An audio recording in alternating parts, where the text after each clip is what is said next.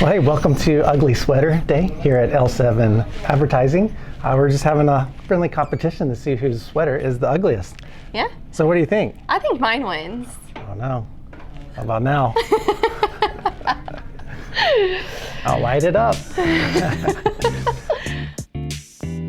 Brings up a good point, and the point is, how about your landing pages? How do you know if your landing page is ugly or not? For example, someone I know here wore their ugly sweater out into public this morning, and someone complimented how nice it was. How do you get the truth on your landing pages to find out if it's ugly or if it's a high-performing, good-looking landing page? We're going to talk about the 10 reasons that may make your landing page ugly. All right, we'll start with number 1 and work our way down. The first way that you know that your landing page is ugly is if it loads slow.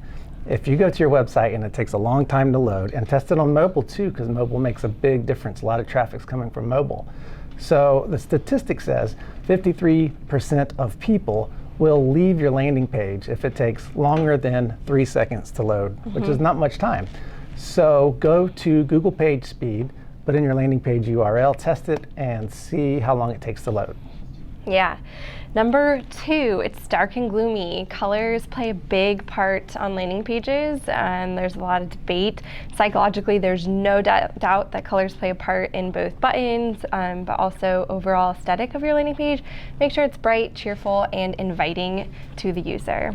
Yeah, and there's so many studies on this that it'd be almost impossible to give you the information here in this video. But we'll put some links in our blog post. We'll put some links on YouTube where you can find some really cool information on the psychological thoughts about color and landing pages and what that means.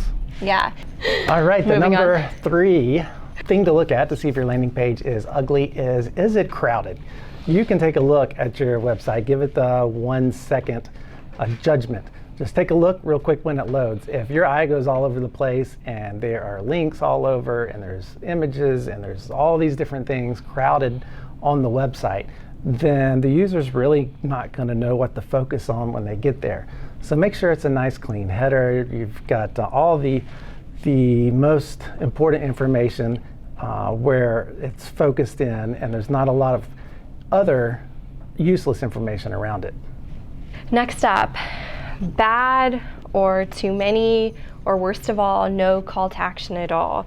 Your call to action is one of, if not the most important element on your landing page. It needs to be clear, it needs to be big, bold, and it needs to evoke an action. So make sure when you do that test for the overcrowdedness, if your eye doesn't draw, if your eye doesn't draw to the call to action quickly, you know that it's not prominent enough or it's not clear enough. You definitely want to make sure that your call to action is very, very clear, concise, to the point, and gets the action done. Yeah, that's good, Teresa. And there are way too many calls to action on the sweater. The next thing, distracting design elements. You've all seen that really cool thing like the speech bubble or whatever else that might be this cool little feature, and that's good on your website. Maybe it's like an idea bubble that's coming out of something. Don't put those all over your landing page because it's just going to distract the user from what they really need to do, and that's fill out a form, buy a product, or contact you. Next, bad images. You want to make sure that your images on your landing page are high quality. They relate to the product or service that you're offering. Bad images or good images can really go a long way. So make sure you're not using super generic stock images that you've seen other places and that consumers can easily tell aren't unique or authentic to you. You really want your landing page and your images to feel authentic and to express the right type of message. Low quality, make sure all of your images are super high quality, large, and again, just promote the overall feel of your landing page. Yeah, it might be a good rule of thumb. Don't go to the stock image site and search for businessman and pick the first one you find. Find something that really goes along with your product and your message that makes sense. Okay, number 7, we're down to meaningless graphics and content. I've seen a lot of landing pages that someone thought it was a really good idea just to put a lot of stuff up there and kind of bury the message within a paragraph of text or a lot of images of the product.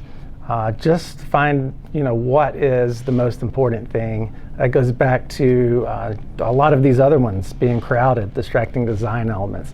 Just get rid of the meaning. You only have so much at the top. When that thing first loads, that above the fold piece of content, that's all you have to work with before it really drops off on the scrolling. So get the most important things up there, which goes to number 8. Number 8, not having a clear and focused message. Another sign of a really bad landing page. You want to make sure that your headline, along with your call to action, as well as the content as the user flows down the landing page, is clear, concise, to the point. And again, a goal of every landing page is to convert that user, whether it be to fill out a form, download an ebook, so on and so forth. All of your content should support that action. So. Yes, absolutely. Yeah. And you also want to probably get your form up there. If you're wanting someone to contact you or fill out information for an ebook or a white paper or whatever the case may be, which brings us to number 9, and that is how long should that form be?